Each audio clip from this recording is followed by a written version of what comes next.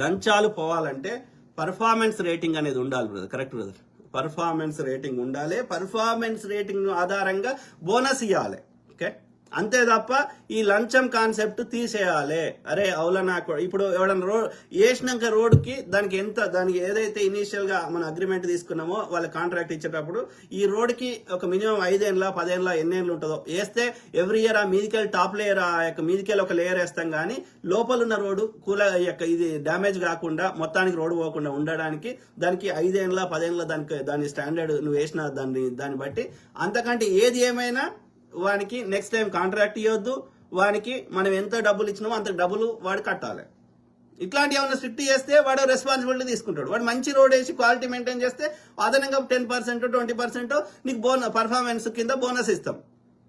అంతే తప్ప నువ్వు 100 కోట్లకు ప్రాజెక్ట్ తీసుకొని అలా 20 కోట్లే ఖర్చు పెట్టి 80 కోట్లు దోసుకుంటా అంటే కలవదు. అట్లా అర్థమైందా? ఎందుకు చేస్తున్నారు? వాళ్ళందరికి పోతాయి. ఆ యొక్క 80 కోట్లు వాడు 20 కోట్ల పని చేసి ఆ 20 కోట్లు మళ్ళీ వీక్తుంది, మళ్ళీ 100 కోట్ల ప్రాజెక్ట్ వస్తుంది. వీళ్ళ 80 కోట్లు మళ్ళీ వచ్చింది, వాళ్ళ 80 కోట్లు వీళ్ళందరూ పంచుకుంటారు. ఇక రాజకీయ ఎవడైతే అప్రూవ్ చేసిన నుంచి మొదలు పెడితే ఇక కింద నుంచి పై దాకా నష్టపోతుంది ఎవడు? ఎవరి పైసలు? అంటే నేనేమంటున్నా, దానికి 50 కోట్ల దానికి ఎంత అవుతుందో అంత తీసుకో, అంత దానికి మంచిగా చేయి. అదనంగా నీకు కావాలంటే తీసుకో, అడుక్కో. 100 కోట్లు దానికి రోడ్డుకి అవుతుంది. నిజంగా అయితే 100 కోట్లు ఖర్చు పెట్టు, దాని బెస్ట్ స్టాండర్డ్ మెయింటైన్ చేయి. ఇవో నాకు అదనం కావాలి, నాకు తినడానికి కావాలి, 50 కోట్లు 20 కోట్లు ఎంతనో నాకు అడుక్కో. కానీ క్వాలిటీ తగ్గియకు. ఇస్తారు కదా. ప్రభుత్వానికి కూడా ఏ డిపార్ట్మెంట్ ఎలా పనిచేస్తుంది అన్న రేటింగ్ ఉంటే, రేటింగ్ తక్కువ వచ్చినప్పుడు వాళ్ళ ఉద్యోగాలు పోతాయి అన్న భయం ఉండాలి. ఉద్యోగం పోతుంది అన్న భయం లేదు కాబట్టే ప్రభుత్వ ఉద్యోగస్తులు లంచాలకు తెగబడ్డారు. అదే బ్రదర్, ఇది ఎవడు చేయాలి? ఇప్పుడు ఎవడైతే ఏసీబీ అధికారిని పెట్టింది ఎందుకోసం, యాంటీ కరప్షన్ బ్యూరో, ఈ కరప్షన్ చేసిన వాళ్ళ మీద చర్యలు తీసుకోండి. వాడే లంచం తీసుకుంటే ఎవరిని చేయాలి? కంచె వేసింది చేనుని కాపాడానికి, కంచెని చేనుని వేస్తే నేను ఎవరిని ఏం చేయాలి? సో కాబట్టి దీనికి పరిష్కారం ఏంది? ఏకైక మార్గం మన ఆలోచన విధానాన్ని మార్చుకోవాలి. మన ప్రాణాలు, మన పైసలు ఇవి ఎవరియో కాదు, మనందరి అన్నదమ్ముల పైసలే. ప్రభుత్వము నువ్వు ఈ దుర్వినియోగం చేసినా ఏం చేసినా యాడికెళ్ళి చేస్తుంది? మళ్ళీ ప్రజల దగ్గర నుంచి చేస్తుంది. ఆ ప్రజలు ఎవరు? నీ అన్నలు తమ్ముళ్ళు నీ వాళ్ళే కదా.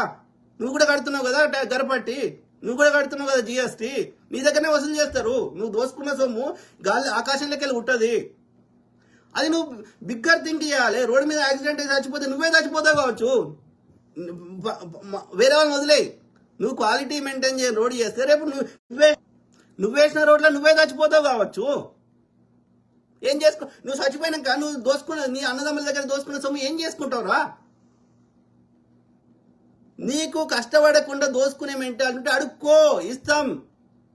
ఇన్ని ఇచ్చినప్పుడు ఇంకా 10 రూపాయలు ఇయ్యమా? ప్రభుత్వ ఉద్యోగస్తులు లంచాలకు తెగబడ్డారు. అదే బ్రదర్, అది కారణం మన పూర్వీకులు అట్లా లేరు కదా, మన తాత ముత్తాతలు అట్లా లేరు కదా. ఇప్పుడు స్వతంత్రం వచ్చిన కొత్తలో స్వతంత్రాని కోసం ప్రాణాలు అర్పించిన వాళ్ళు, స్వతంత్రం వచ్చిన కొత్తలో ఇట్లా ఉండుంటే ఈ మాత్రం అభివృద్ధి జరిగేది కాదు భారతదేశం. సో మన తాత ముత్తాతలు ఇట్లా లేరు. భూమి ఎకరాలు ఆడ పడ్డా ఎవడు దేకలేదు, ఎవడు కబ్జా పెట్టలేదు.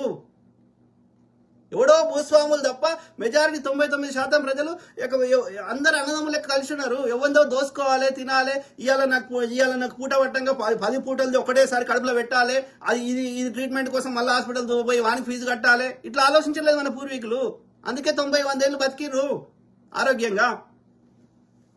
తక్కువ ఇప్పుడు అంతకుముందు రోగాలు బయటనికెళ్ళి వచ్చేది, పాము గరిచేది, తేలు గరిచేది, ఫెసిలిటీస్ లేక వాటర్ కంటామినేట్ అయ్యి ఇట్లా రకరకాలు వచ్చాయి. ఇప్పుడు బయట నుంచి ఏం వస్తలేవు, ఎందుకంటే బేసిక్ ఫెసిలిటీస్ పెంచుకున్నాం. ఇప్పుడు రోగాలన్నీ లోపలికి వస్తున్నాయి. ఎందుకంటే నీ గుణం బాగాలేదు, నీ ఆలోచన విధానం బాగాలేదు, నీ ఫుడ్ హ్యాబిట్స్ బాగాలేవు, నీ జీవన విధానం బాగాలేదు. సో ఉద్యోగస్తులకు కూడా పర్ఫార్మెన్స్ కరెక్ట్ బ్రదర్. వాళ్ళకి ప్రతిదీ ప్రజలే ఎన్నుకోవాలి. మెజారిటీ ఎక్కడ వీలైతే అక్కడ ప్రజలే ఎన్నుకోవాలి ఫస్ట్ థింగ్. రెండోది, వాళ్ళకి నెక్స్ట్ టైం వాళ్ళు పర్ఫార్మెన్స్ చేయకపోతే తీసేయాలి, మంచిగా పర్ఫార్మ్ చేస్తే మళ్ళీ ఎన్నుకోవాలి. ప్లస్ పర్ఫార్మెన్స్ కు తగ్గట్టుగా బోనస్లు ఇవ్వాలి. అది ఏదైనా సరే, టీచర్లు అయినా రెవెన్యూ ఆఫీసర్ అయినా ఏదైనా ప్రజల కంట్రోల్లో ఉండాలి. ఎందుకంటే ప్రజల పైసలు, ప్రజలకు సేవలు, ఎవ్రీథింగ్ ప్రజలది అది. ఓకే, నిన్ను ఆడ మా తరఫున మా పనులు మాకు ఉంటాయి కాబట్టి పొద్దుగాలు వేస్తే మేము ఈ పనులను చేయలేం కాబట్టి మా తరఫున నీకు జీతగాళ్ళని పెట్టుకుంటున్నాం. అది రాజకీయ నాయకుడు కావచ్చు, రెవెన్యూ అధికారి కావచ్చు, కలెక్టర్ కావచ్చు, ఎవడైనా కావచ్చు. సో నీకు జీతం ఇచ్చి పెట్టుకున్నప్పుడు నువ్వు ఇవాళ కాదు ఇదే అధికారులు, ఇదే రాజకీయ నాయకులు వాళ్ళ ఇంట్లో పని మనిషిని పెట్టుకుంటే వాళ్ళు సరిగ్గా పని చేయకపోతే అయినా పెట్టుకుంటారా? నాలుగు అంటారు, లేకపోతే ఎలగొడతారు. నువ్వు మంచిగా ఎత్తలేవమ్మా, పోవమ్మా, మేము వేరే వాళ్ళని పెట్టుకుంటా అంటారు. మరి నీకు వర్తించిన రోజు మాకెందుకు వర్తించదు ప్రజలకి? సో కాబట్టి ఇవన్నీ చేయాలంటే ప్రజలు చదువుకోవాలి, ఓకే, ప్రజలు అర్థం చేసుకోవాలి, ప్రజలు ప్రశ్నించాలి, ఓకే, అప్పుడే ఈ దొంగనా కొడుకులకు భయం ఉంటుంది. ఓకే, సో గోరక్ష మీద దాడి జరిగింది, దాని గురించి మాట్లాడుతూ ఎందుకు బ్రదర్ ఈ మతం చుట్టూ ఎందుకు తిప్పాలి మనం? ఓకే, ఒకవేళ నిజంగా జరిగిందో లేదో మనకు తెలియదు. ఈ మతం రిలేటెడ్ గా మోస్ట్ ఆఫ్ ద కేసులలో బీజేపీ వాళ్ళు చేస్తారు, ఓకే, చేసి ముస్లింల మీద ప్రచారం చేస్తారు, లేకపోతే ముస్లింలకు పైసలు ఇచ్చి చేపిస్తారు, లేకపోతే పాకిస్తాన్ వాళ్ళకి పైసలు ఇచ్చి చేపిస్తారు. కాబట్టి ఒకవేళ ఇది నేరం అనుకో, అది ఏ మతమైనా కానీ, అది ముస్లిం కానీ, క్రిస్టియన్ కానీ, వాడు సనాతన శతనాకుడికి మనువాది కానీ, ఎవడైనా సరే, కులం నాస్తికుడు కానీ, కులానికి మతానికి అతీతంగా నేరం చేస్తే శిక్షించండి, మేము వద్దంటున్నామా? దానికో ఈ ఇండియా మొత్తం ఒకటే శిక్షలు ఉన్నాయి కదా, ఐపీసీ, ఇంతకుముందు ఐపీసీ, ఇప్పుడు వాడు ఏదో పెట్టిండు కొత్త పేరు. సో ఏదైనా మిగతా వాటిలలో సివిల్ కానీ ఇంకో వాటిలలో చట్టాలు వేరున్నాయి కానీ ఈ శిక్షా స్మృతిలో నేరానికి సంబంధించినవి అన్ని ఇండియా మొత్తం ఒకటే చట్టం ఉంది కదా. సో వాడు నిజంగా నేరం చేస్తే విచారణ చేయండి, ఆధారాలు బయట పెట్టండి, శిక్షించండి, ఎవడొద్దన్నాడు? గోరక్షకు నిజంగా చట్టం ఉంటే మరి చట్టం ఉన్నప్పుడు ఈ యొక్క బీఫ్ ఎక్స్పోర్ట్ కంపెనీలు, బీఫ్ కంపెనీలు కూడా నేరమే చేస్తున్నాయి. మరి India second largest beef export company ఎట్లయితుంది? కాబట్టి పొద్దుగాలే మరి ఆవు దేవత అయితే మరి గోవు రక్షణ అయితే బర్రేం పాపం చేసింది, గేదేం పాపం చేసింది? మరి బీఫ్ రెండో ఎక్స్పోర్ట్ అయితే మరి ఆ గేదెను ఎందుకు చంపుతున్నావు? అది పాలిస్తుంది, ఇది పాలిస్తుంది, దానిలో ప్రాణం ఉంది, దీనిలో ప్రాణం ఉంది, అది గడ్డి తింటుంది, ఇది గడ్డి తింటుంది, చూడడానికి రెండు ఒకటే తిరుగుతున్నాయి రంగు తప్ప. మరి అన్నప్పుడు దానికి ఆవు పాల కంటే అది గేదె పాలు ఇంకా శ్రేష్టము, గేదె నెయ్యి ఇంకా మంచి టేస్ట్ ఉంటుంది, ఇంకా ఫ్యాట్ కంటెంట్ ఎక్కువ ఉంటుంది. మరి అన్నప్పుడు దాన్ని ఎందుకు ఇప్పుడు ఏం ఎక్స్పోర్ట్ చేస్తున్నావు నువ్వు? ఇప్పుడు ఈ ఆర్య బనియాలయ్యే కదా ఈ బీఫ్ ఎక్స్పోర్ట్ కంపెనీలు, మన పటాన్చేరులో ఉంది కదా, ఆంధ్ర అంతటా దేశం అంతటా ఉన్నాయి కదా, మరి ఎందుకు ఎక్స్పోర్ట్ చేస్తున్నావు? అంటే అది మాకు దేవత తెల్లగా లేకపోతే నల్లగుంటే చంపేయచ్చా? మా మూలవాసం అందరం నల్లతోళ్ళు ఉన్నాం. ఆర్యుడు వాడు చలి దేశం నుంచి వచ్చిన వాడు వాడు తెల్లగా ఉన్నాడు.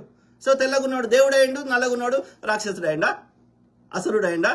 సురాపానం తాగినోడు దేవుడైండు, సురాపానం తాగొద్దు, అది ఆరోగ్యానికి మంచిది కాదు, మత్తు పానీయం అంటే వాడు శూద్రుడు, రాక్షసుడైండా, అసురుడైండా? నువ్వు స్త్రీని మేము మాతగా కొలిచే వాళ్ళ మేము దుర్మార్గులమైనాం, స్త్రీని బట్టలు లేకుండా నాట్యం చేపిస్తే నువ్వు గొప్పవాడివైనవా? This is nonsense. అందుకే అంటున్నా, కుల మత జాతి అతీతంగా నేరం ఓడి చేసినా ఓకే వాడిని శిక్షించండి. చట్టం ఏముందో చూపెట్టండి, చట్టానికి భిన్నంగా ఆ యొక్క ఏం శిక్షలు రాజ్యాంగంలో రాసిర్రో దాని ప్రకారం ఎవడు నేరం చేస్తే వాడిని శిక్షించండి, మేము వద్దంటే అడగండి. కానీ నేనేమంటున్నా, మన చర్చ మొత్తం మతం చుట్టూ ఎందుకు తిరగాలి అంటున్నా. మతం చుట్టూ మనం తిప్పితే ఆ బీజేపీ వాడికి మనము వాని ట్రాప్లో మనం పడ్డట్టు. వద్దు, మతం నాకు సంబంధం లే, ఎవరిని మొక్కుకున్నా నాకు సంబంధం లే, అది నాకు సంబంధించిన విషయం కాదు. నువ్వు ఒక పర్టికులర్ దేవుని మొక్కుకోవడం వల్ల నాకు నష్టం కానప్పుడు ఎవ్వనన్నా మొక్కుకో. మూఢనమ్మకాలు మతం పేరు మీద దేవుడి పేరు చెప్పి దోసుకుంటే తప్ప, అది కాకుండా నువ్వు ఎవరినన్నా మొక్కుకో. దానివల్ల నాకు నష్టం జరిగినప్పుడు నేను దాంట్లో పట్టించుకోను, నేను ఇన్వాల్వ్ కాను. నీకు నచ్చిన తిండి తినడం వల్ల నాకు నష్టం కానప్పుడు నేను దాన్ని పట్టించుకోను. నీకు నచ్చిన డ్రెస్ వేసుకోవడం వల్ల నాకు నష్టం కానప్పుడు నేను చేయను. ఓకే, ఒక ఆడమగ వాళ్ళకి ఇష్టం ఉండి ఏమైనా చేసుకుంటే నాకు సంబంధం లేదు. దానికి ఇష్టం లేకుండా చేసినా అది కొట్లాడుతుంది ఆడది. ఓకే, నా బిడ్డను నా కుటుంబ సభ్యులను చేస్తే నాకు రెస్పాన్సిబిలిటీ ఉన్నప్పుడు నా కుటుంబ సభ్యులు అడల్ట్ కాకపోతే నేను తంత పట్టుకొని, అడల్ట్ అయితే వాళ్ళకి ఇష్టం ఉంటే అది కూడా నేను ఏం పీకలేను. Simple logic. చట్టాలని కామన్ సెన్స్ ని రెండు వాడుకుంటే ఓకే సమస్యలని చాలా రాకుండా చూసుకోవచ్చు, వచ్చిన వాటిని కూడా పరిష్కరించుకోవడం చాలా అంత కష్టం కాదు. కొంచెం ఇండిపెండెంట్ థింక్ చేయాలి, కొంచెం బ్రాడ్ మైండ్ ఉండాలి, చట్టాలని అవగాహన చేసుకోవాలి. ఏ సమస్యనైనా 2 నిమిషాల్లో పరిష్కరించుకోవచ్చు. సింపుల్. ప్రతిదానికి యుద్ధాలు పట్టుకోవాల్సిన అవసరం లేదు, కత్తులు కటార్లు పట్టుకోవాల్సిన అవసరం లేదు. సో రాజేష్ మాట్లాడుకోవాలి బ్రదర్, ఏమంటున్నారు? అభివృద్ధి చెందిన దేశానికి మూడవ ప్రపంచ దేశానికి తేడా ఏమిటంటే కామన్ సెన్స్ బ్రదర్. ఇప్పుడు మన దేశం కంటే అభివృద్ధి చెందని అధ్వానంగా ఉన్న దేశాలు ఎన్నో ఉన్నాయి. ఓకే, మన దేశం కూడా ఇప్పుడున్నంత కంటే, ఇప్పుడున్న రిసోర్సెస్ కంటే, ఇప్పుడున్న ఫెసిలిటీస్ కంటే ఇంకా అధ్వానంగా ఉన్న రోజులు కూడా మన చిన్నప్పుడు కూడా చూసినాం కదా. కానీ ఒక సాటి మనిషికి ఒక ఇంత లేదు కదా ఆ రోజులలో. ఇన్ని రకాలుగా అబ్యూస్ జరగలేదు కదా మన చిన్నప్పుడు. ప్రజలు పైసలు లేకపోవచ్చు, ఫెసిలిటీస్ లేకపోవచ్చు, 10 రకాల కార్లు తిరగకపోవచ్చు, 10 రకాల డ్రెస్సులు వేసుకోకపోవచ్చు, కానీ ప్రజలు ప్రశాంతంగా బతికిర్రు. కనబడితే నమస్తలు పెట్టుకున్నారు. ఓకే, ఒక ఆప్యాయతగా పలకరించుకున్నారు. ఉన్న దాంట్లో ఒక నలుగురు తిని సంతోషంగా బతికిర్రు. ఇప్పుడు అట్లా లేదే పరిస్థితి. నీ ఇంటి కుటుంబ సభ్యులను కూడా నమ్మలేని పరిస్థితి. మన చిన్నప్పుడు 3-4 రోజులు, వారం రోజులు పెళ్లిళ్ళు జరిగేది. చుట్టపోడు ప్రతి నెల ఎవరో ఒకరు చుట్టపోళ్ళు వచ్చేటోళ్ళు.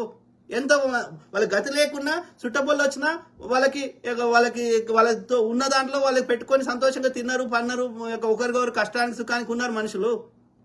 ఇవాళ ఎవరిని నమ్మలేం. పక్కకున్నతో మాట్లాడలేడు ఫోన్లో, ఎలకాలం ఫోన్లో తప్ప. మానవ సంబంధాలేవి. స్వార్థం స్వార్థం స్వార్థం. నేను ఒక్కరిని మంచుకుంటే చాలు, నా ఎవడేమైనా వాడి మీద జానేదో అన్న యాటిట్యూడ్ వచ్చింది. అది మంచిది కాదు, అది మంచిది కాదు. మన సంఘజీవి పక్షులకు, ఈ జంతువులకు ఉన్న కామన్ సెన్స్ కూడా చచ్చిపోతుంది. కేవలం స్వార్థం.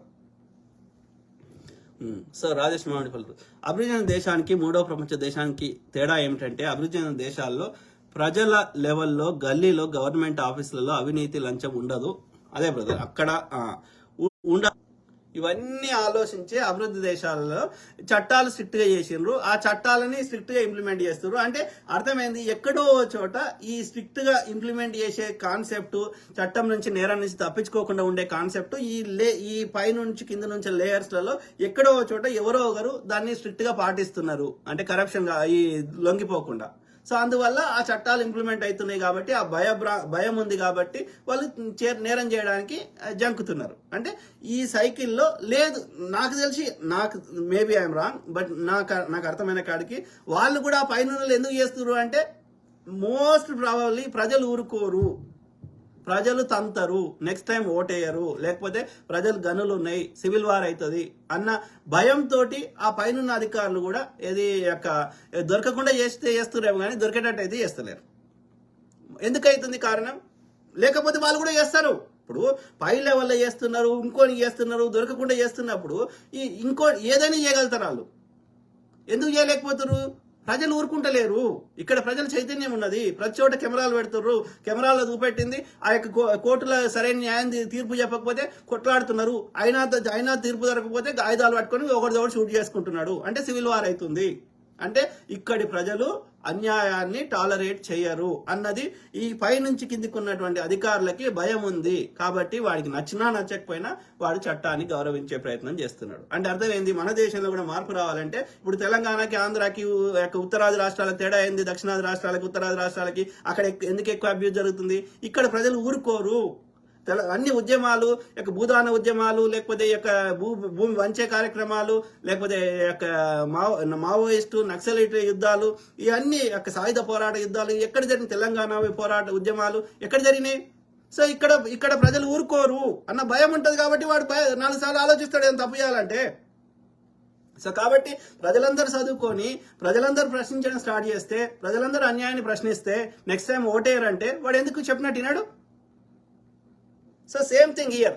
ఓకే, 99 రాసి పెట్టుకో బ్రదర్, ఇది 99% మందిలో ఒక్కడో ఇద్దరో ఉంటారు. ఇది రిజల్ గా, జెన్యూన్ గా, వాడు ఎలాంటి ప్రలోభాలకు గురి కాకుండా, వాడు పైసల గురించి ఆలోచించకుండా, ప్రాణం గురించి ఆలోచించకుండా, నా దేశము, నా ప్రజలు, నా ప్రాంతము ఇట్లా ఉండేటోళ్ళు 100లలో ఒక్కడో ఇద్దరో ఉంటారు. ఓకే, 99% మంది ఎక్కడో చోట బెండ్ అవుతారు. ఓకే, ఫ్యామిలీని చంపేస్తామంటే, వాణి చంపేస్తామంటే బెండ్ అవుతారు. అది కాదు అనుకుంటే పైసలకి ఒకడు 10 రూపాయలకు బెండ్ అవుతాడు, ఒకడు 100 రూపాయలకు బెండ్ అవుతాడు, ఒకడు 10 కోట్లకు బెండ్ అవుతాడు, ఒకడు 100 కోట్లకు బెండ్ అవుతాడు. కానీ అమౌంట్ మారుతుంది, కానీ వాడు ఏదో ఒక చోట బెండ్ అవుతాడు. ఓకే, చీప్ మెంటాలిటీ ఉన్న వాళ్ళు, బానిసత్వం చీప్ మెంటాలిటీ, బానిస మెంటాలిటీ ఉన్న వాళ్ళు చిల్లరకు బెండ్ అవుతారు. కొంచెం పైస యొక్క కొంచెం ఒక అగ్రకులం ఉన్నవాడు పెద్ద అమౌంట్కి బెండ్ అవుతాడు. కానీ బెండ్ అవుడే ఉంటుంది. ఓకే, కాబట్టి ఇక్కడ ఏకైక మార్గము ప్రజలు ఊరుకోరు అన్న భావం వస్తే ఇది మార్పు వస్తుంది. కానీ ప్రజలు కూడా చిల్లర తీసుకొని ఓటేస్తే, ప్రజలు కూడా చిల్లరకి అమ్ముడు పోతే, వీడియో వాళ్ళు లంచం అడగక ముందే వీడియో ఇచ్చేసి నాకు పని తొందరగా వానికి ఎంకరేజ్ చేస్తే, లంచం ఎట్లా అడుగుతారో అని వాళ్ళు చెంప మీద కొడితే వేరే ఉంటుంది. సో అంటే ప్రజల లోపల మార్పు వస్తేనే ఆ యొక్క మొత్తం పైనుంచి కింద దాకా మార్పు వస్తుంది, లేకపోతే రాదు. అది అమెరికా అయినా సరే, ఇండియా అయినా సరే, సింపుల్. సో ఇక్కడ ప్రజలకు ఆ చైతన్యం ఉంది, మన దగ్గర లేదు.